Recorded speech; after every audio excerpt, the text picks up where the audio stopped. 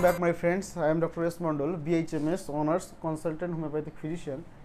Today I want to share with you another very important follow-up case of abdominal complaint with chest pain.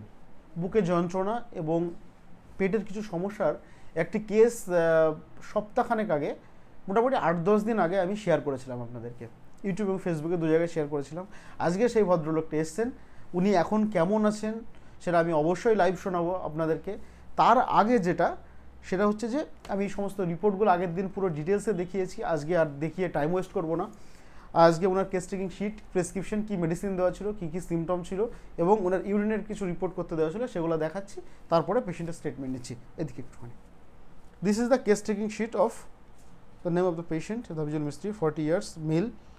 And এই টাইপের যে abdominal distension, chest pain, pain in the low back region, এই টাইপের অনেক complain ছিল, ঠিক আছে। Constipation আর dysenteric stool, this is the complain, details বলছি না। এটা ছিল প্রেসক্রিপশন, সিভি দেওয়া ছিল এবং লাইকো ইন্ডিকেট করে রাখা ছিল। এই হচ্ছে এই রিপোর্ট দুটো করা হয়েছিল কিন্তু আসেনি।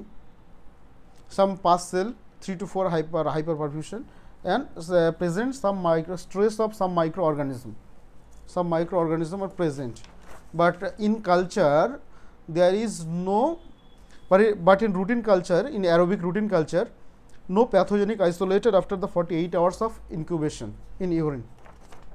This is the report. তো এখন উনি কেমন আছে আমি ওনার কাছ থেকেই পুরোটা শোনাবো এখন।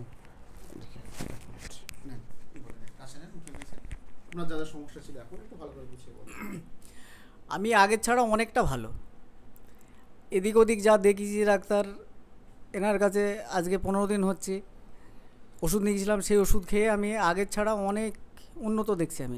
আমার শরীরটা অনেকটা ভালো। মানে যে সমস্যার বিষয়ের জন্য সব পেটের সমস্যা ছিল, বুকের যন্ত্রণা, পিঠ দিয়ে যন্ত্রণা, ঘাড় দিয়ে ব্যথা ছিল, সমস্ত বিষয় দিয়ে আমি ওনার এখানে অনেকটা আমি ভালো সুস্থ দেখতে পাচ্ছি অনেকটা। তো ওনার কাছে আজকে ফের এসেছি, আজকেও ওষুধ দেবে, সেই ওষুধগুলো খেয়ে আবার কীরকম কী থাকে দেখি, আবার আগামীতে দেখব। যদি সেরকম হয় আবার এরকম ভালো রেজাল্ট যদি পাই, আবার ভালো রিপোর্ট আপনাদেরকে জানাবো আবার। আর আজকে যতটুকুন আমি ভালো দেখছি ততটুকু জানাচ্ছি আপনাদেরকে। কতটা ভালো আছে যদি 10 ভাগের মধ্যে বলি? 10 ভাগের মধ্যে আপনি ধরেন 0.5% ভালো আছি আমি। ওষুধটা খেয়েছেন কদিন হলো? ওষুধ খেয়েছি ওই 12-13 দিন এরকম হবে। তো সেই হিসাবে আমি অনেকটা ভালো। তো this is the homeopathic constitutional treatment, যেখানে পেশেন্ট মানে এর আগে উনি কতগুলো ডাক্তার দেখিয়েছিলেন তার প্রমাণ কিন্তু, মানে ভিডিওটা 3টে পার্টে আমি পোস্ট করেছিলাম। সেখানে ফার্স্ট পার্টে পুরো ডিটেলসে বলেছিলাম এবং আপনারা দেখবেন উনি কতগুলো ডাক্তার দেখিয়েছেন এবং হেপাটোলজিস্ট কোথায় সোনারপুরে পর্যন্ত গেছেন, তাই না?